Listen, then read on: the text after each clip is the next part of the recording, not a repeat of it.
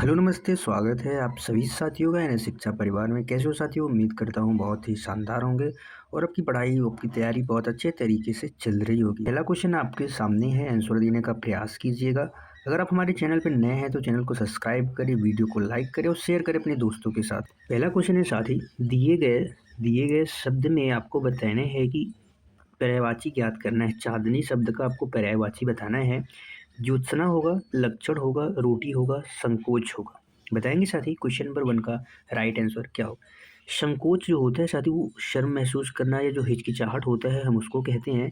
रोटी एक खाद्य पदार्थ है, तो ये हमारा आंसर नहीं हो सकता है। लक्षण जो होता है, ये क्या होता है साथी? संकेत होता है, संकेत या चिन्ह होता है, तो ये भी हमारा आंसर नहीं हो सकता। हमारा राइट आंसर हो जाएगा ऑप्शन ए, ज्योत्सना।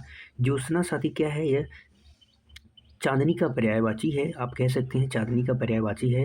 अन्य कह सकते हैं आप, जैसे चंद्रिका भी कह सकते हैं इसके पर्यायवाची में। चंद्रिका, चंद्रिका के साथ ही कौमुदी भी कहा जाता है। कौमुदी, कौमुदी के साथ में अमृत द्रव, उजियारी, ये सब क्या हैं साथी? चांदनी के पर्यायवाची शब्द हैं। ठीक है, तो इसका राइट आंसर हो जाएगा ऑप्शन ए। अगला क्वेश्चन बताएंगे, क्वेश्चन नंबर 2 है आपके स्क्रीन पे। क्या होगा इसका राइट आंसर? क्वेश्चन नंबर 2 है साथी, निम्न में प्रश्न में से 4 विकल्प दिए गए हैं, उस विकल्प का चयन करना है जो क्या हो? सबसे अच्छा और एक शब्द का एक विकल्प हो। यानी रात में घूमने वाला, रात में घूमने वालों को क्या कहते हैं? भ्रमणी कहते हैं, तपस्वी कहते हैं, निशाचर कहते हैं, अजर कहते हैं। बताएंगे। अगर हम बात करें साथी अजर की, जिसे बुढ़ापा न आए उसे क्या कहते हैं? अजर कहते हैं। तपस्वी, निशाचर साथी इसका राइट आंसर हो जाएगा ऑप्शन सी, निशाचर। निशाचर जो रात में घूमने वाला होता है उसे क्या कहते हैं? निशाचर कहते हैं। तपस्वी जो तपस्या करने वाला होता है इसको तपस्वी कहते हैं। और इसके साथ भ्रमणी जो होता है, भ्रमण करने का जो स्थान होता है उसे भ्रमणी ही कहते हैं। तो इसका राइट आंसर हो जाएगा ऑप्शन सी, निशाचर। अगला क्वेश्चन बताएंगे, निम्न वाक्य में से किस भाग में अशुद्धि है? बताना है आपको किस भाग में अशुद्धि है। किस भाग में अशुद्धि है आपको बताना है कि अनावृष्टि से देश के इस भाग में सूखा पड़ गया। ऑप्शन है पड़ गया, अनावृष्टि, देश के इस भाग में सूखा। बताना है साथी क्या होगा इसका राइट आंसर? इसका राइट आंसर हो जाएगा ऑप्शन बी। अनावृष्टि की बात करें साथी तो यह वर्तनी की दृष्टि से अशुद्ध है। अनावृष्टि की जो वर्तनी शुद्धि होती है वो क्या होती है साथी? अनावृष्टि होती है जो वर्तनी की दृष्टि से ये शुद्ध है। ये अक्सर एग्जामों में पूछा जाता है। तो अनावृष्टि की वर्तनी क्या है? ये शुद्ध है वर्तनी की दृष्टि से। यही गलत है, तो इसका राइट आंसर हो जाएगा ऑप्शन बी। अगला क्वेश्चन बताएंगे, क्वेश्चन नंबर 4 है आपके स्क्रीन पे। क्या होगा इसका राइट आंसर? आपको रिक्त स्थान की पूर्ति करना है कि रिक्त स्थान के स्थान पे क्या आएगा। उपयुक्त विकल्प चुनकर वाक्यों में रिक्त स्थान की पूर्ति करें। कवियों ने अपने काव्य पाठ से डैश बांध दिया। क्या बांध दिया? वातावरण बांध दिया, माहौल बांध दिया, क्षमा बांध दिया, जगह बांध दिया। जगह साथी स्थान का नाम होता है, तो कवियों ने अपने काव्य पाठ से जगह थोड़ी ना बांधेंगे, न ही वातावरण बांधेंगे। माहौल यहाँ पे होगा, जो कवि होते हैं वो क्या बांधते हैं साथी? अपनी कविता के माध्यम से क्षमा बांधते हैं, न कि माहौल बांधते हैं। इसका राइट आंसर हो जाएगा ऑप्शन सी, समा। समा बांध दिया। क्या हो जाएगा? क्षमा बांध दिया कवियों ने। ठीक है, अगला क्वेश्चन बताएंगे, क्वेश्चन नंबर 5 है आपकी स्क्रीन पर। आपको बताना है, दिए गए वाक्यांशों के लिए सार्थक शब्द ज्ञात कीजिए। जो आंखों के सामने हो उसे अलौकिक कहते हैं, अप्रत्यक्ष कहते हैं, प्रत्यक्ष कहते हैं, लौकिक कहते हैं। अगर साथी हम लौकिक की बात करें तो लौकिक का अर्थ होता है जो इस लोक से हो, जो इस संसार से संबंधित, उसे लौकिक कहते हैं। और जो सामने हो, जो आंखों के सामने हो, उसे क्या कहते हैं? प्रत्यक्ष कहते हैं। और जो आंखों के सामने न हो, जो आंखों के सामने न हो उसे अप्रत्यक्ष कहते हैं। और जो इस संसार से या इस लोक से न हो उसे क्या कहते हैं? अलौकिक कहते हैं। तो क्वेश्चन नंबर 5 का राइट आंसर हो जाएगा ऑप्शन सी। अगला क्वेश्चन बताएंगे, क्वेश्चन नंबर 6 है आपके स्क्रीन पर। निम्नलिखित प्रश्नों में साथी 4 विकल्प दिए गए हैं, उस विकल्प का चयन करें जो कोष्ठक में दिए गए शब्द का सही विलोम है। तो आपको बताना है, मेरा मन बहुत चंचल है। आपको चंचल शब्द का विलोम बताना है। इसका क्या होगा? गर्व होगा, एकाग्र होगा, कोमल होगा, कठोर होगा। अगर चंचल की बात की जाए साथी तो इसका अर्थ होता है अस्थिर कह सकते हैं। जो एक स्थान पे अस्थिर, यानी जो एक जगह पे न टिके, जो एक जगह पे न टिके उसको क्या कहते हैं? चंचल कहते हैं या अस्थिर। इसका राइट आंसर हो जाएगा एकाग्र। इसका विलोम क्या हो जाएगा साथी? एकाग्र। चंचल का विलोम क्या हो जाएगा? एकाग्र हो जाएगा। कठोर का विलोम साथी क्या हो जाएगा? कोमल। कठोर का विलोम क्या हो जाएगा साथी? कोमल हो जाएगा। ठीक है, अगला क्वेश्चन बताएंगे, क्वेश्चन नंबर 7 है आपके स्क्रीन पर। क्या होगा इसका राइट आंसर? निम्न लिखित प्रश्नों में 4 विकल्प में से उस विकल्प का चयन करना है जो शुद्ध रूप का सबसे अच्छा विकल्प है। घूमना अच्छा है सुबह, घूमना सुबह है अच्छा, सुबह अच्छा है घूमना, सुबह घूमना अच्छा है। तो इसका जो राइट आंसर हो जाएगा ऑप्शन डी हो जाएगा, क्योंकि सुबह घूमना अच्छा है यह विकल्प क्या है, पूर्ण रूप से सत्य है। सत्य है, यही क्या है, सत्य है। अगला क्वेश्चन बताएंगे, क्वेश्चन नंबर 8 है आपके स्क्रीन पर। वह ऐसे ही रोता है, वह ऐसे ही रोता है वाक्य में क्रिया विशेषण आपको बताना है। वह है, ऐसे ही है, रोता है, वह बताएंगे साथी। वह ऐसे ही रोता है में क्रिया विशेषण क्या है। क्रिया विशेषण में सबसे पहले आपको क्रिया बताना है, क्या है क्रिया, आपको बताना है इसमें क्रियापद क्या है, फिर उसके बाद आपको बताना है क्रिया विशेषण क्या है। अगर हम क्रिया की बात करें साथी तो रोना, रोना क्या है, क्रिया है। रोना क्या है, क्रिया है। और जो क्रिया की विशेषता बताता है वही क्या होता है, क्रिया विशेषण होता है। तो ऐसे ही यानी कैसे, ऐसे ही रोता है वही क्या है, क्रिया विशेषण हो जाएगा। ऐसे ही, धीरे धीरे, तेज तेज, ये सब साथी क्या है, क्रिया विशेषण है। वह की बात करें तो यह क्या है साथी, सर्वनाम है। वह क्या है, सर्वनाम है। अभी हमने आपको बताया रोता, रोना क्या है, क्रिया शब्द है। रोना क्या है, क्रिया शब्द हो जाएगा। अगला क्वेश्चन बताएंगे, क्वेश्चन नंबर 9 है, बुढ़ापा किस प्रकार की संज्ञा है। ये बुढ़ापा है, ये किस प्रकार की संज्ञा है। व्यक्तिवाचक संज्ञा, जातिवाचक संज्ञा, भाववाचक है, पदार्थवाचक संज्ञा। संज्ञा के कितने प्रकार होते हैं, संज्ञा के 5 प्रकार होते हैं, जिसमें 4 प्रकार ये आपके सामने दिए गए हैं। जो किसी व्यक्ति के बारे में बताया वही व्यक्तिवाचक संज्ञा होता है। विशेष, जैसे रमेश हो गया, सुरेश हो गया, दिल्ली हो गया, दिल्ली हो गया, आगरा हो गया, ताजमहल हो गया, जिसके जैसा और न हो आप ऐसा भी कह सकते हो, वही व्यक्तिवाचक संज्ञा होते हैं। जो संपूर्ण जाति का बोध कराए वही क्या होते हैं, जातिवाचक संज्ञा होते हैं। जैसे कुत्ता, बिल्ली, जानवर जो होते हैं ये जातिवाचक संज्ञा होती हैं। भाववाचक संज्ञा, बुढ़ापा कैसे है, जो भाववाचक दोष अवस्था को दर्शाए। ये बुढ़ापा साथी क्या है, अवस्था है। ये कैसी अवस्था है, बुढ़ापा की अवस्था है। तो जो अवस्था को दर्शाता है वो किस में जाता है, भाववाचक संज्ञा में जाता है। पदार्थ या द्रव्यवाचक जिसे हम कहते हैं, पदार्थ या द्रव्यवाचक, जो तरल पदार्थ होते हैं वो पदार्थवाचक में जाते हैं। इसका राइट आंसर हो जाएगा ऑप्शन सी, भाववाचक संज्ञा। अगला क्वेश्चन बताएंगे, क्वेश्चन नंबर 10 है आपके स्क्रीन पे, क्या होगा इसका राइट आंसर। निम्नलिखित प्रश्न में दिए गए 4 विकल्पों में से उस विकल्प का चयन करें जो दिए गए मुहावरे के अर्थ का सर्वश्रेष्ठ रूप व्यक्त करता है। पाँव में बेड़ी पड़ना का मुहावरे का क्या अर्थ होगा। दिन रात परिश्रम करना, काम में बुरी तरह जुटे रहना, धन की अच्छी प्राप्ति होना, नियंत्रण में होना।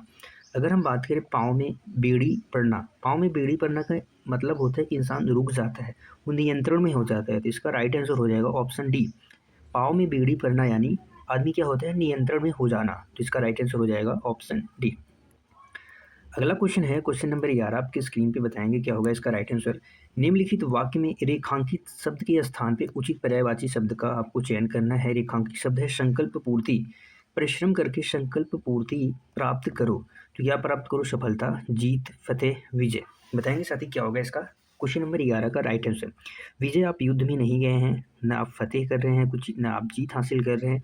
मनीष परिश्रम साथी करके आप सफलता प्राप्त कर सकते हैं। तो संकल्प पूर्ति का सही जो विकल्प होगा ऑप्शन ए हो जाएगा। यहाँ पे आप सफलता, क्या हो जाएगा, सफलता प्राप्त कर सकते हैं, वो भी कैसे, परिश्रम करके। अगला क्वेश्चन है, क्वेश्चन नंबर 12 आपकी स्क्रीन पर। हमें अच्छे साहित्य का अध्ययन करना चाहिए। वाक्य में रेखांकित जो शब्द है इसकी आपको शुद्ध वर्तनी बताना है। अध्ययन की शुद्ध वर्तनी क्या होगा।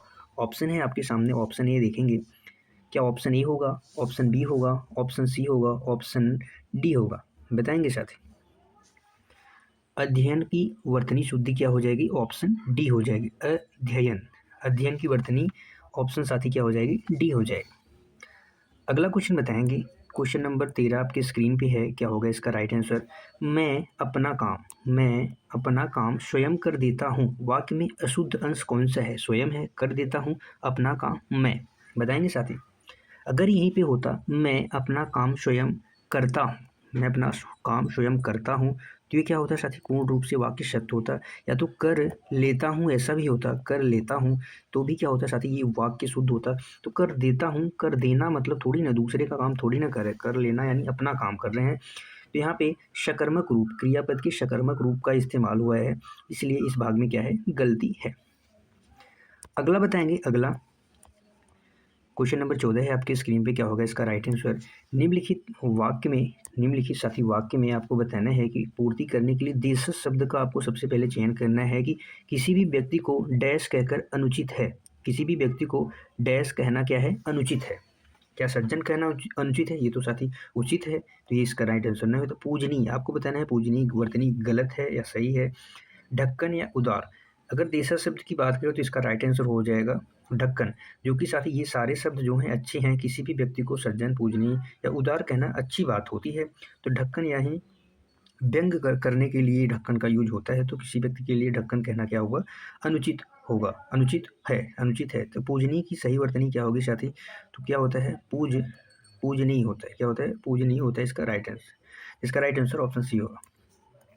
अगला क्वेश्चन नंबर 15 है आपकी स्क्रीन पर। साधु विनम्र होते हैं। उपरोक्त वाक्य में विनम्र शब्द का आपको विलोम बताना है, क्या होगा विनम्र शब्द का विलोम। उद्दंड होगा, नम्र होगा, श्रृंखल होगा, अनुशासनहीन। जो शासन में न हो, अनुशासनहीन का मतलब जो शासन को नहीं मानता है वो अनुशासनहीन होता है।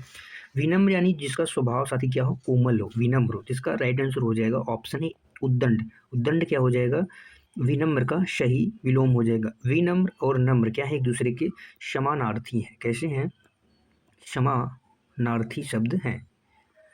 ठीक है, इसका राइट आंसर हो जाएगा ऑप्शन ए। अगला क्वेश्चन बताएंगे, अगला क्वेश्चन है साथी पैसेज से है, आपको पढ़ना है और इससे आपको 5 क्वेश्चन का आंसर आपको बताना है। पैसेज में क्या है, नीचे दिए गए गद्यांश को कुछ शब्द छोड़े गए हैं जिनको आपको अनुच्छेद में 4 विकल्प दिए जाएंगे आने वाले क्वेश्चन में, तो ध्यानपूर्वक पढ़ के उनको आंसर आपको देना है।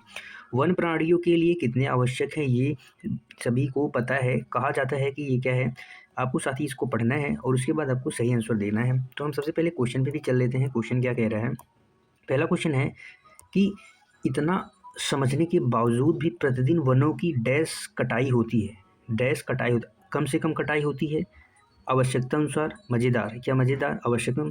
डैश की यानी साथी क्या है, अंधाधुंध। इतना समझने के बाद भी वनों की जो कटाई है कैसी हो रही है, अंधाधुंध कटाई होती है। तो यहाँ पे राइट आंसर हो जाएगा ऑप्शन बी हो जाएगा। अगला क्वेश्चन बताएंगे, क्वेश्चन नंबर 17 है। क्वेश्चन नंबर 17 है आपकी स्क्रीन पर। यह समस्या दिन प्रतिदिन डैश रूप से धारण करती जा रही, सामान्य रूप से, नया रूप से, विकराल रूप, साधारण रूप। तो इसका हो जाएगा विकराल रूप। जो वन कटने की समस्या है ये विकराल रूप धारण करती जा रही। कैसा रूप, विकराल रूप धारण करती जा रही है। अगला क्वेश्चन है क्वेश्चन नंबर 18 आपकी स्क्रीन पे, बताएंगे क्या होगा इसका राइट आंसर। प्रकृति की ये खूबसूरत रचनाएं डैश की विभिन्न प्रजातियों के लिए घर का काम करती हैं। मनुष्यों के लिए घर का काम करती हैं, नदियों के लिए क्या घर का, पहाड़ों के लिए, या जानवरों के लिए, किसके लिए, जानवरों के लिए क्या करती हैं, प्रजातियों का काम करती हैं। इसका राइट आंसर हो जाएगा ऑप्शन डी। अगला क्वेश्चन है क्वेश्चन नंबर 19 आपके स्क्रीन पर, बताएंगे साथी क्या होगा इसका आंसर। वे ग्रहों की डैश को बनाए रखने में मदद करता है। ग्रहों की आवश्यकता, विश्वसनीयता, गहराई। वह ग्रहों की जलवायु को बनाए रखने, जो प्रकृति होती है ग्रहों की जलवायु को वो मेंटेन करती है। तो इसका राइट आंसर ऑप्शन बी हो जाएगा। आज का आखिरी क्वेश्चन आपकी स्क्रीन पे है, बताएंगे साथी। वे जानवरों के लिए डैश आवास और लकड़ी के एक प्रमुख स्रोत हैं। वे जानवरों के लिए कभी कभी प्राकृतिक, शारीरिक, मानव निर्मित। इसका राइट आंसर हो जाए ऑप्शन बी प्राकृतिक। वे जानवरों के लिए एक प्राकृतिक आवास, जानवरों के लिए क्या है, प्राकृतिक आवास है, और लकड़ी का एक प्रमुख स्रोत है, जिसका राइट आंसर हो जाएगा ऑप्शन बी। ठीक है, बताएंगे साथी आपका 20 में से कितना स्कोर है। फिर कल मिलेंगे एक शानदार जानदार प्रैक्टिस सेट के साथ। तब तक के लिए बाय बाय साथी। Thank you so much class को अंत तक देखने के लिए। जय हिंद साथियों।